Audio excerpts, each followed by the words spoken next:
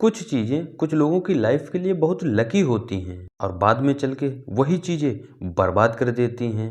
और अगर भूत बाधा भी साथ में हो तो ऐसा ही एक बंगला बॉलीवुड में 3 सितारों के लिए लकी साबित हुआ। इन सितारों को बॉलीवुड का अपने समय में सबसे बेहतरीन और महंगा एक्टर माना जाता है। वे सितारे थे भारत भूषण, राजेंद्र कुमार और राजेश खन्ना। तीनों ही अभिनेता अपने समय के दिग्गज अभिनेता रहे हैं, लेकिन तीनों की एक गलती ने उन्हें बर्बाद कर दिया।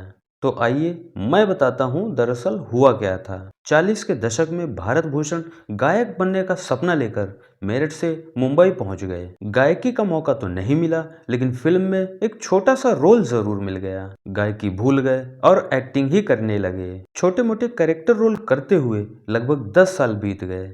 थोड़ा बहुत पैसा हाथ आया तो इन्होंने जुहू में समुद्र के किनारे एक बंगला खरीद लिया।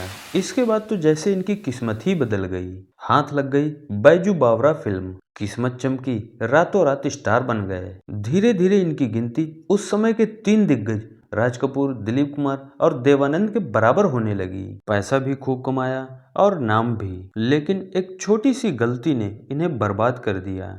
वो गलती थी निर्माता बनने की। निर्माता बनने के बाद अगर 1-2 फिल्में इनकी छोड़ दी जाएं तो सारी फिल्में फ्लॉप रही थीं। उसके बाद स्थिति यहाँ तक आई कि इन्हें बंगला, गाड़ी, घर, घोड़ा सब बेचना पड़ गया और खुद एक खोली में रहने लगे। वहीं दूसरी ओर राजेंद्र कुमार भी फिल्मों में छोटे मोटे रोल कर रहे थे। मदर इंडिया फिल्म करके लोगों की नजरों में आ चुके थे।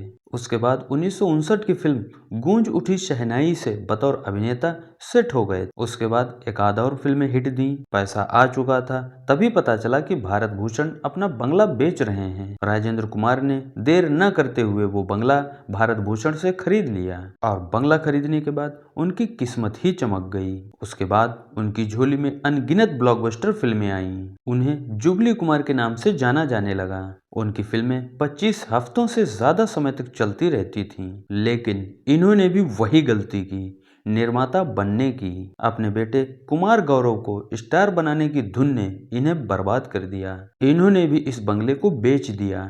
इन्होंने इस बंगले का नाम डिम्पल रखा था और बेचा भी इसी शर्त पे कि जो भी इस बंगले को खरीदेगा उसे नाम बदलना पड़ेगा।